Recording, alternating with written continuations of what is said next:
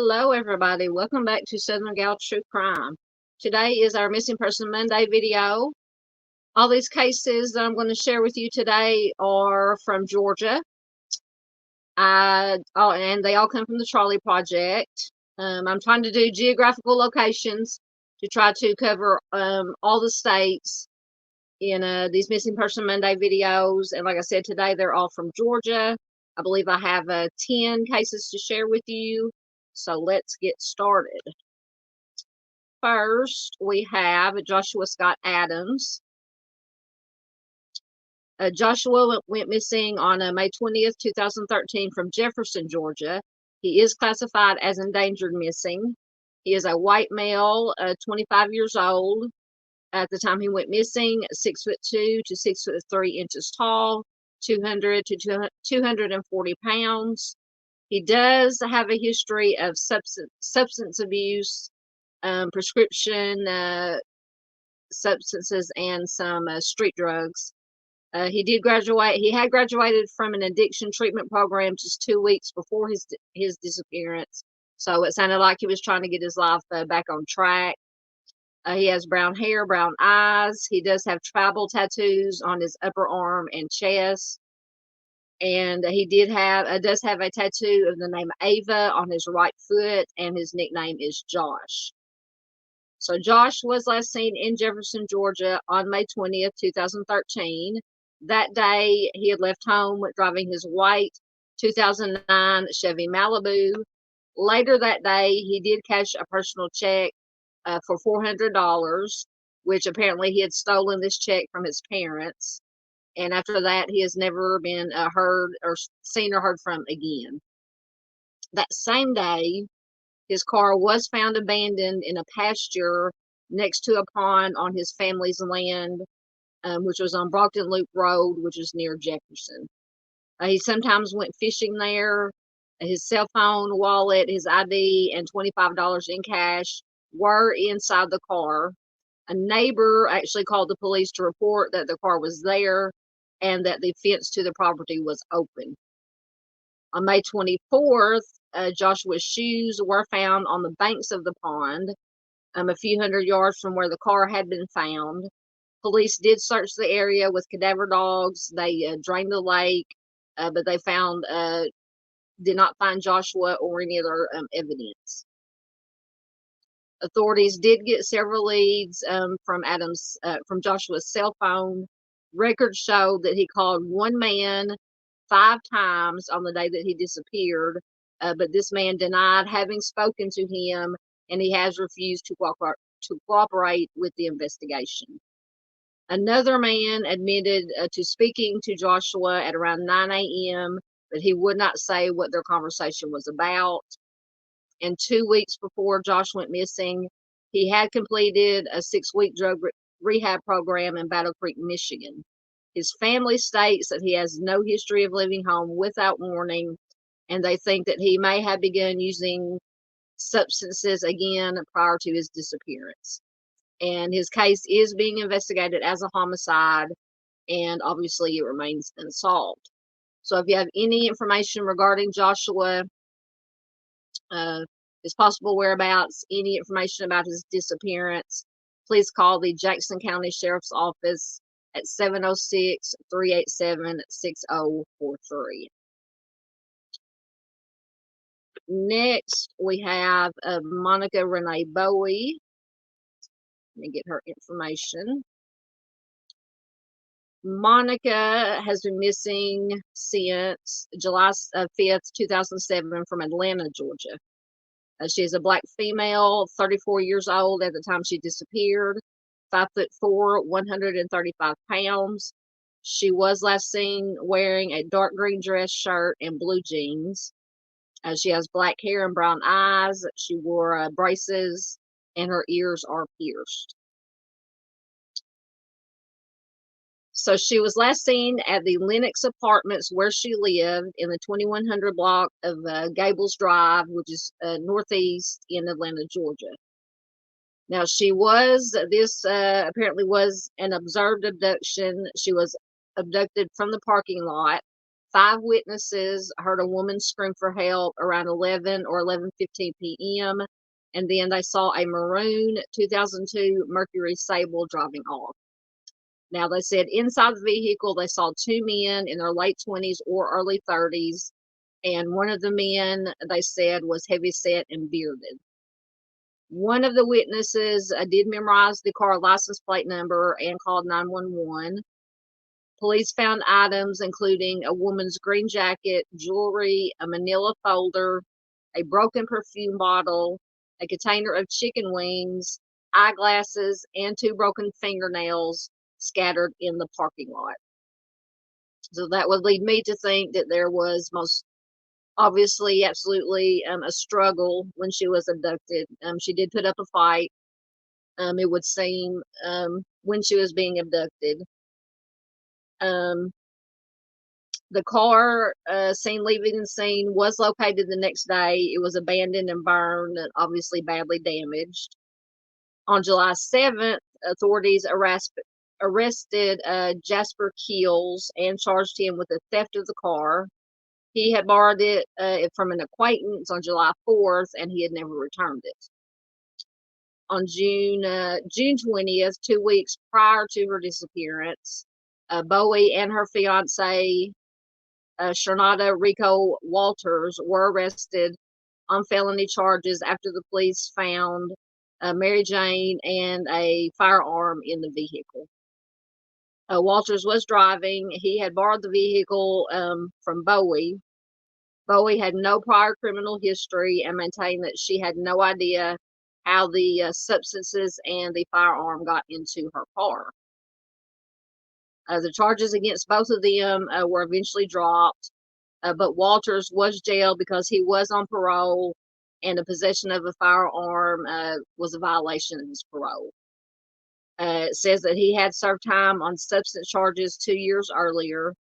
He was still incarcerated on the day that she disappeared, and authorities did question him about Bowie's abduction, but he is not being called a suspect, and her family does not believe that he was involved. It is unclear whether the criminal case is connected to her abduction. She has no prior criminal history, and she and Walters apparently had planned to get married on March 30th of 2007. She had worked as an exotic dancer for a time after she moved to Atlanta from Pittsburgh, Pennsylvania in 1999, but that was only for a few months. At the time of her disappearance, her main source of income was she did accounting for various clients. She also owned 2 businesses called Go To Girls Productions, Inc.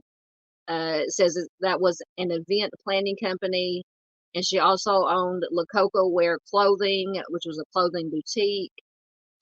She met with her lawyer just hours before her disappearance, and he says she was behaving normally and she appeared to be in good spirits. So Keels was originally only charged with the theft of the abduction car with substance possession, but in September of 2007, he was also charged with Bowie's kidnapping. Investigators do not know whether he knew her, but they theorized that the abduction was not a random act and it was connected to illegal substance activity. They stated that they expected to arrest other individuals in connection with the abduction. Bowie's body has not been located, and no one has been charged with causing her death. She grew up in Pittsburgh with her mother, stepfather, and 4 siblings. She graduated from high school at Perry Traditional Academy. She went on to get a bachelor's degree in accounting from Cheney University of Pennsylvania, where she was a class valedictorian. So she was a very smart young lady.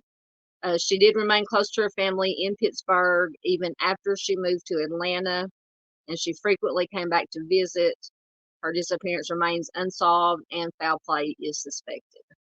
So if you have any information in Monica's disappearance, please contact the DeKalb County Police Department at 770-724-7850.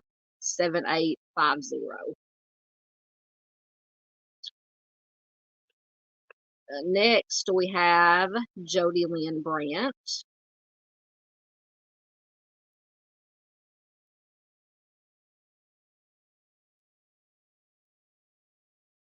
Let me find her information.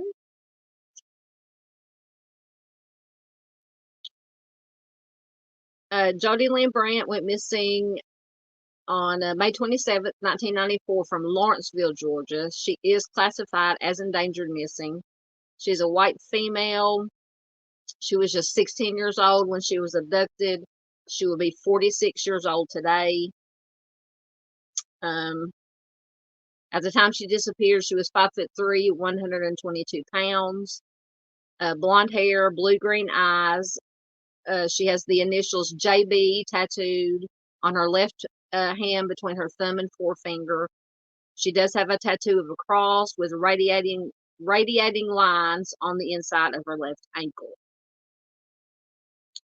At the time she disappeared, Jody resided with her family in Lawrenceville, Georgia. She departed from their home during the evening hours of May 27th, 1994. She had planned to drive to her cousin's residence in Pontiac, Michigan.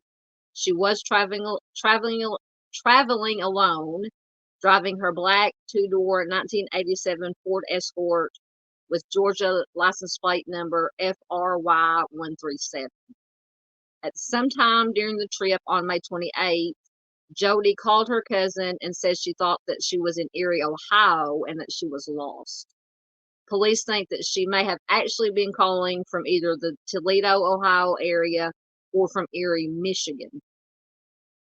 That same day, Brant called one of her friends and left a message on the friend's answering machine saying that she had arrived in Pontiac and that she was doing okay.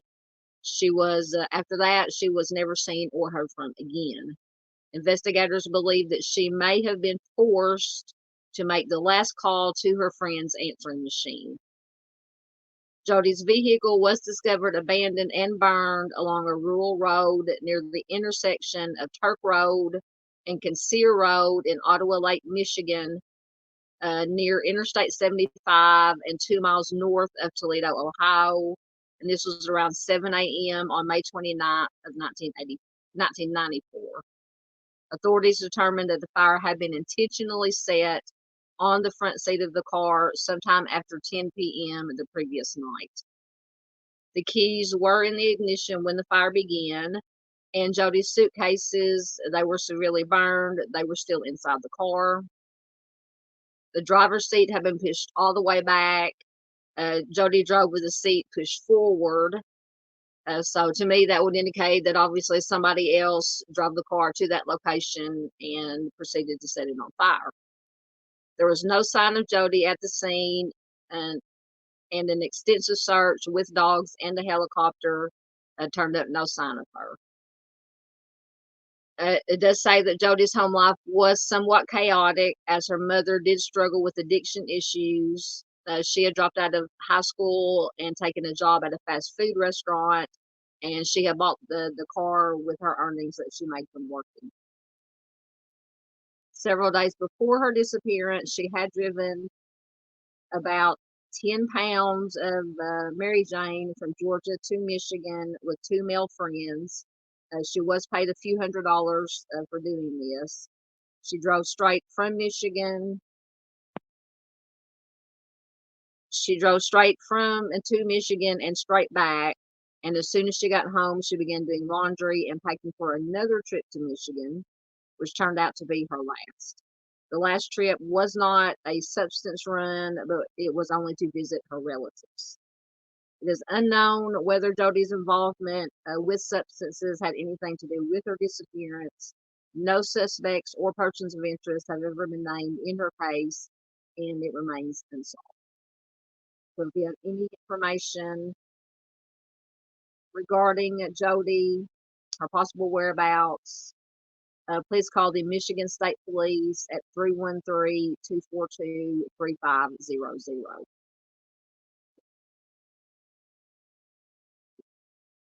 Next, we have Ada Ruth Palfy. And Ada went missing on October 2nd, 1981 from Dahlonega, Georgia. She is classified endangered missing. She is a white female. She was 25 years old at the time that she went missing. She will be 68 years old today. At the time she went missing, she was 5'7", 125 pounds. She was last seen wearing a gray sweatshirt, jeans, and white sneakers. She has brown hair and brown eyes. And it says that she does have a pin inserted in her left elbow. So she was last seen in the company of her boyfriend, Jim Pruitt, on October 2nd, 1981. Apparently, they had decided to cancel a fishing trip that they had planned. She allegedly got out of the car near the town square in Dahlonega, Georgia. She refused to get back in the car and she wanted to hitchhike home. Now, this is according to her boyfriend, Jim Pruitt. She was last seen heading south on Highway 19 and 41. And so she had accused Pruitt of assaulting her earlier in 1981. She claimed that he assaulted and choked her and, excuse me, and shoved her down a flight of stairs at their apartment complex in Marietta, Georgia in July. She told authorities that he had assaulted her before and once he had broken her wrist, but she had not reported him before then because she was afraid of him. Now, this is common with women who are abused. They're afraid to. It's a sad situation. They are afraid to report to the police. She said that Pruitt was trying to get her to drop the charges against him, and she disappeared 5 days before his arraignment. So to me, that sends up red flags. At Pruitt's trial for assaulting Calfee, he testified and admitted that he had wrapped his tie around her neck during their argument, quote, to scare her and to get her to stop. And he was found guilty of misdemeanor battery. Since Calfee disappeared, her credit cards and bank account have not been used. She worked as a secretary at a brokerage firm in Atlanta in 1981, and her family says that it is uncharacteristic of her to leave without warning. Foul play obviously is suspected in her case, and it remains unsolved. So if you have any information regarding this case, please call the Lumpkin County Sheriff's Office at 706-864 927 or 706-865 7360.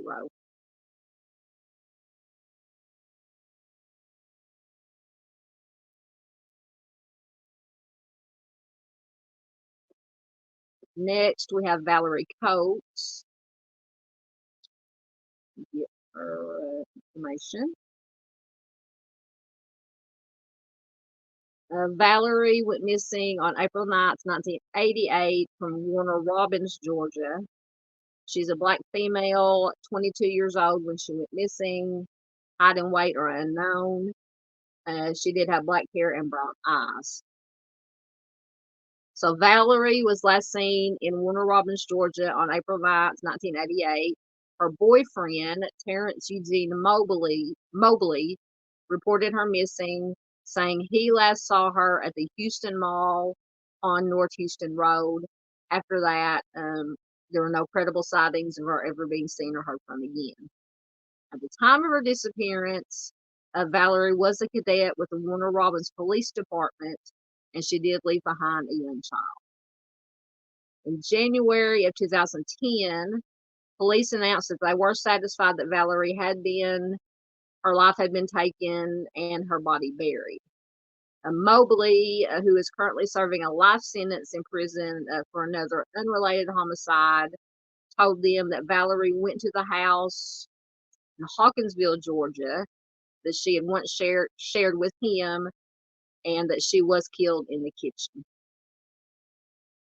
He stated that his ex-girlfriend committed the homicide and that he only disposed of the body. So take that for what it's worth. When authorities pulled up the kitchen floor of the Hawkinsville home, they did find blood stains, which were consistent with Mobley's story of how Valerie met her fate. He claimed that he buried Valerie in a wooded area off Industrial Boulevard in Hawkinsville, about 4 miles from where her life was taken. Investigators dug in the spot that he showed them for days, but they did not find any evidence. It had once been a pig farm, and it had flooded in 1994, and police believe that heavy rains may have washed away the remains. Authorities stated in 2010 that they expected charges to be filed in Valerie's presumed homicide.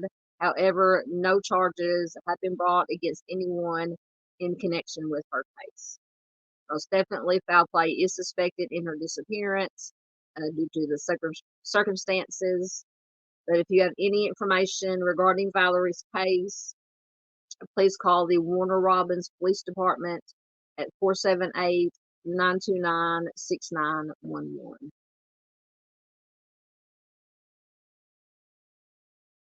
Next, we have Athena Joy Curry.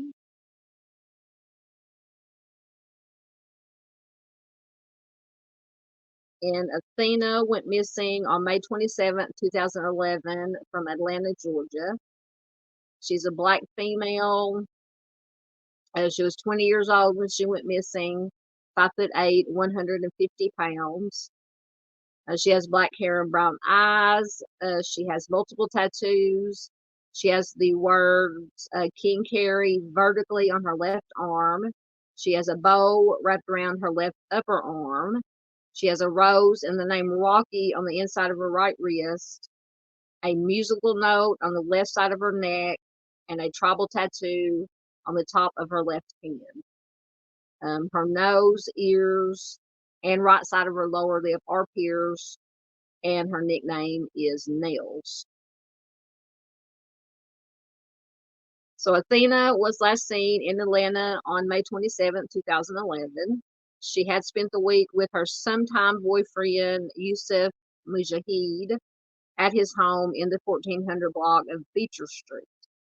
He stated that they got into an argument and she left angrily at approximately 3 a.m., leaving their 16-month-old son behind. After that, she has never been seen or heard from again. She did not have a car. She had used public transit to get from her sister's home in Duluth, Georgia, to Mujahid's home. He and Curry did have a volatile relationship, and he was once arrested after he allegedly punched her in the face and threatened her with a stun gun. He claims that Curry was also violent towards him and that she had once stabbed him with scissors. And he did not report her missing for 3 days. Mujahid and Curry's family do not believe that she would have abandoned her son, and her family stated that it would be uncharacteristic of her to leave in the middle of the night without calling anyone. She was born and raised in Portland, Oregon. She was the youngest of 5 children. She attended Grant High School, where she played softball and she ran track. Then she moved to Georgia during her senior year to live with her sister. She graduated from Martin Luther King Junior High School in Lithonia, and at the time of her disappearance, she was studying online with the University of Phoenix for a degree in healthcare administration. Although there is no hard evidence of foul play in her case, her loved ones do not believe that she went missing voluntarily, and they are afraid for her safety, and her disappearance remains unsolved. So if you have any information regarding Athena's case, please call the Atlanta Police Department at 404-546-2511. Next, we have Deborah Fortunato Deal. Get her information. Deborah has been missing since March 24th of 2006 from Augusta, Georgia. She's a white female. She was 48 years old at the time she disappeared. She will be 66 years old today. At the time she disappeared, she was 5'6" and 170 pounds, with black hair and brown eyes, and her nickname is Debbie.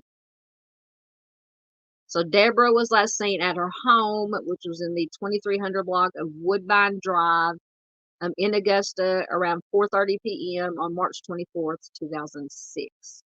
Her husband John stated that they argued, and Deborah told him, quote, "If you leave, I won't be around when you come back." He didn't believe her, and so he left the house. When he returned, he said that Deborah was gone, and so were many of her belongings. There has been no activity on her bank account or cell phone since she went missing. So John, the husband, is considered a possible suspect in Deborah's disappearance. He did not report her as a missing person. Deborah's daughter actually filed a report over a month after she was last seen. John and Deborah did have a troubled marriage. There were at least 4 DV reports in their relationship in the year prior to Deborah disappearing. And at one point, Deborah claimed that her husband had threatened her life. He began cohabitating with his ex-wife after Deborah went missing. And the fact he attempted to conceal from the authorities. So apparently, after Deborah disappeared, he began, as I say, cohabitating with his ex-wife, and he attempted to conceal this from the authorities. So lots of red flags there, in my opinion. John did take a polygraph about Deborah's disappearance. The results were considered to be inconclusive, and authorities announced they believe that he used countermeasures during the test. So they believe that he, in layman's terms, I would assume that means they believe he attempted to try to fool the test. John was on felony probation at the time that Deborah disappeared. The same month she went missing, he did plead guilty to selling substances. He moved to South Carolina 4 months after Deborah disappeared, and he was arrested there on several charges, including burglary, grand larceny, in 2007. And it says those charges are unrelated to Deborah's disappearance. It says that Deborah had left home in the past, but she has never been gone for this long, and her case remains unsolved, and it is being investigated as a homicide.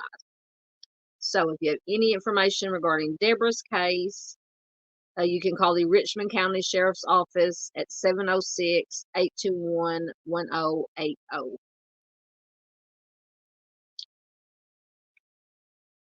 Right. Next, we have William Farrar.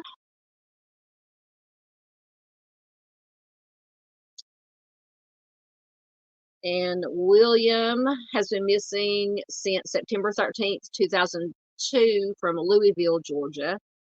He is a white male. He was 66 years old at the time he went missing. He would be 87 years old today. At the time he disappeared, he was 5'6" and 175 to 195 pounds. He had gray hair. His nicknames are Bill and Bo Peep. And he, at the time he disappeared, he did wear eyeglasses. So Bill was last seen at the entrance to Rocky Comfort Creek, which is on Clark's Mill Road near Louisville, Georgia, on September 13th, 2002. At about 10 a.m., a witness saw him with 2 men in a white Dodge pickup truck with North Carolina plates. The witness said one of the men was armed, and I did include in the 2 smaller inset pictures are sketches of the 2 men from witness statements. Later that day, Bill's boat was found in the creek. It had been positioned over a fallen tree nearly 1 foot above the water line off of Clark's Mill Road, west of Louisville. And it says this was Bill's favorite fishing place. Bill's 3 fishing rods, his cage of crickets, his hat, upside down, were on the boat. His truck was parked on shore nearby with his keys and a firearm inside. An extensive search of Rocky Comfort Creek and the surrounding woods turned up no indication of Bill's whereabouts. Authorities thought that he could possibly have suffered a mishap on the water and drowned, but they did investigate other theories such as foul play, self-harm, and voluntary disappearance. It does say that he was a good swimmer and the creek was not very deep and he could have walked out of it if he had fallen in, unless he was unconscious. Although the creek was dammed and rerouted in the search for him, they found nothing, no signs of Bill. They said that he was not having any financial problems at the time of his disappearance, and he has not used any of his credit cards since he went missing. Investigators found no evidence that he left of his own accord, and he was happy with his life at the time of his disappearance, and he was not having any personal problems. He was semi-retired. He was caring for his mother. He had been married and divorced 3 times, and he did have 2 daughters who unfortunately now are deceased. In 1998 or 1999, Bill had apparently found a Mary Jane patch growing along Rocky Comfort Creek. He did report it anonymously to the police department. It is unclear whether this had anything to do with his disappearance along that same creek, but his family believes that he did meet with foul play. He had been attacked by 2 men with a stun gun at the entrance to the creek on Clark's Mill Road in February of 2002, and this is the same place that he was last seen. He stated that the men attempted to rob him, but he had no cash on him, and he was able to run away and hide in the woods until the attackers left. He did report the assault, but no arrests were made. He became very fearful after this incident, and he would always take a firearm with him when he went to the creek to go fishing. Following his disappearance, his sister got 4 letters left in her mailbox, and apparently these letters contained some information about possible suspects. She has not publicly named the individual discussed in the letters, but she said that she wasn't surprised by the name. And so Bill's case remains classified as just a missing person, and his disappearance remains unsolved. So lots of stuff to unpack in this one. Once again, in my opinion, lots of red flags. But if you have any information regarding Bill's case, you can call the Jefferson County Sheriff's Office at 478-625, 7538. Excuse me.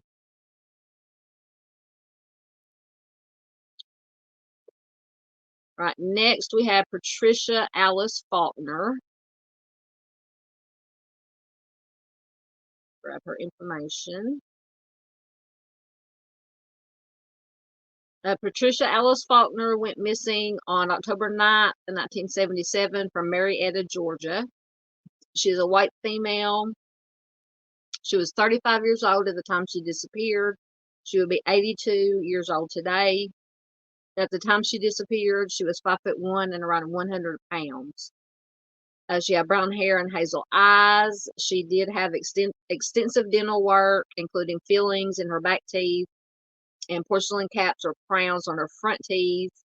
Her ears are pierced, and her nickname is Patty. So Patricia was last seen at her home in Marietta, Georgia on October 9th, 1977. She lived there with her 2 children. She and her husband of 18 years, Richard Wayne Faulkner, had separated, and Wayne was living in Birmingham, Alabama. He had traveled to Patricia's home that day to sign the divorce papers. Their daughter overheard her parents arguing. She heard a door slam. When the children woke up in the morning, there was no breakfast and Patricia was gone. Wayne stated that she had left the house angrily during the night, and he did not report her missing for 3 days. Police at the time believed that Patricia left of her own accord, and they never searched the house. Wayne found Patricia's blue 1977 Buick Riviera at Hartsfield International Airport 2 weeks after her disappearance. He stated that there were no indications of foul play, and the police declined to examine the car themselves and simply left it with him. Now, to me, and you guys know that I do not, I'm pro law enforcement. But to me, if I was the police, I would most definitely have taken that vehicle and searched it, but evidently they didn't. Patricia's friends, however, described her as a devoted mother. They don't believe that she would have abandoned her children. She left behind all her clothing, money, credit cards, and her 4-carat diamond wedding ring. So once again, in my opinion, if somebody were just going to leave of their own accord, they would not leave behind all their clothing, money, credit cards, maybe possibly left behind the ring. But if you're going to leave of your own accord, you're definitely going to need clothing. You're going to need money, credit cards. You're going to need a way to live, basically money to live on. The missing persons investigation was reopened in 1990, and Wayne was then named the main suspect in Patricia's disappearance, but he was never charged. He was convicted of bank fraud in the early 1990s, and he was sentenced to a year in prison. A woman's skeleton was found in a wooded area in Marietta in June of 1993. Authorities thought at first it might be Patricia's, but over a year later, the match was ruled out, and Patricia's case remains unsolved. If you have any information regarding this case, you can contact the Cobb County Police Department at 770-499-3945.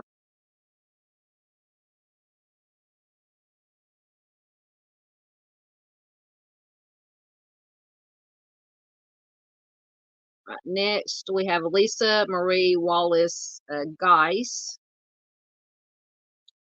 Grab her information. Lisa Marie went missing on February 26, 1989 from Gwinnett County, Georgia. She is classified as endangered missing. She is a white female. She was 26 years old at the time that she disappeared. She would be 61 today. Height and weight unknown at the time of her disappearance. She had brown hair. She wore contact lenses. Her ears were pierced. And it just says she has a petite build. So Patricia was last seen at her place of work, which is a picture frame company in Norcross, Georgia, on February 26, 1989. It was her day off, but she had gone there just to run inventory. That same day, someone started a fire at the company. The fire triggered the sprinkler system, but the sprinklers were not connected to an alarm, so the water poured for hours without being detected.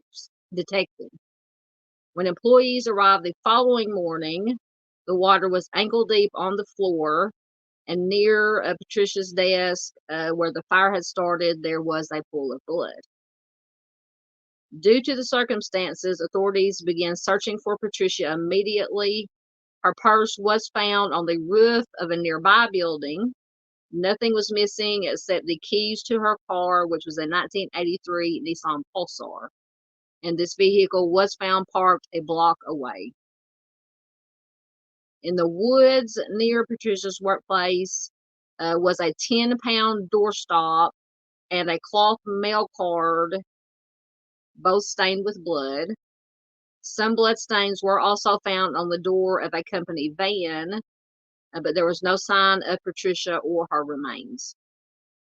Authorities attempted to test the blood at her work site for DNA, but the water had destroyed the DNA in the blood. It had been raining the day that Patricia disappeared, and the blood-stained items outside had got wet, which precluded the possibility of doing a DNA test on them. Investigators have never been able to determine whether the blood was Patricia's. My unprofessional opinion would be that yes, the blood possibly, most likely was Patricia's.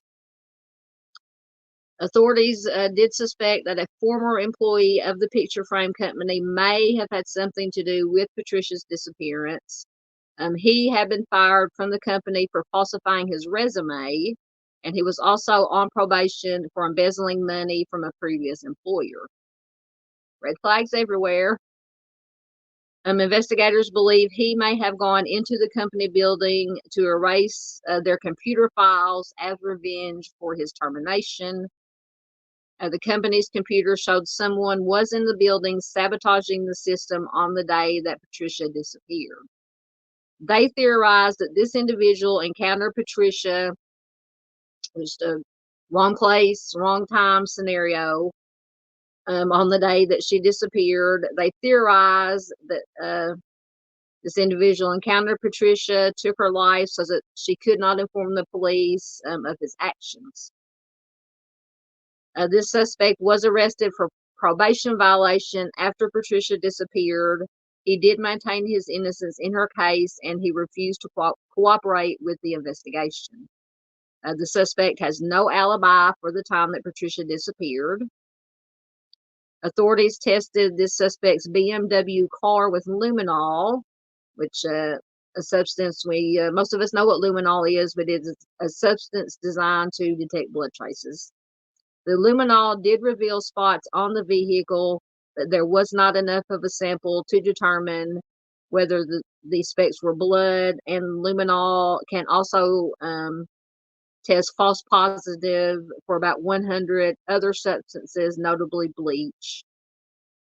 Several years after Patricia's disappearance, the suspect's ex-wife told authorities that she believed that Patricia's body was in a well on property that she and the suspect had owned in Talbot County, Georgia. Investigators searched 6 well sites but turned up only animal carcasses. The suspect has not been publicly identified, and he has never been charged in connection with Patricia's case. All of the employees working at Patricia's company at the time, as well as her roommates and her fiance, were ruled out as suspects after her disappearance. It says she had no enemies that authorities know of.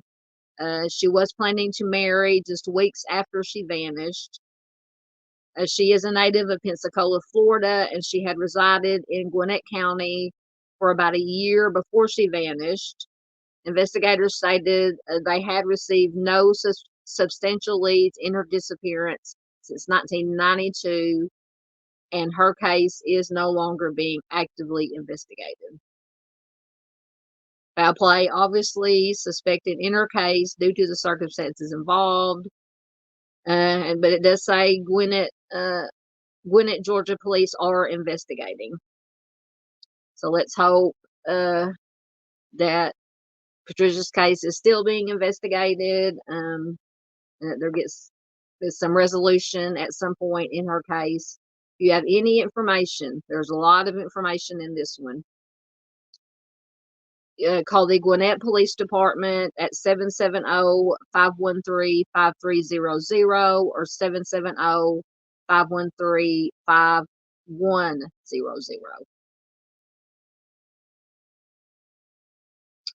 All right, guys, those were our 10 Missing Person Monday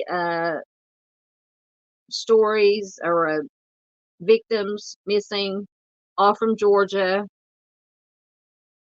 Please, I encourage you, share this video anywhere and everywhere you can. That's the most important thing you can do to help get all this information out.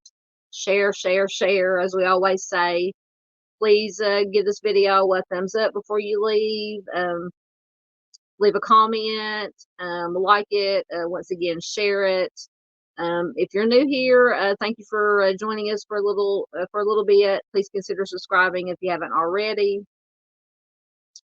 Until next time, take care of yourselves. Be careful out there. Take care of each other. That is the most important thing we can do, is take care of our fellow human beings.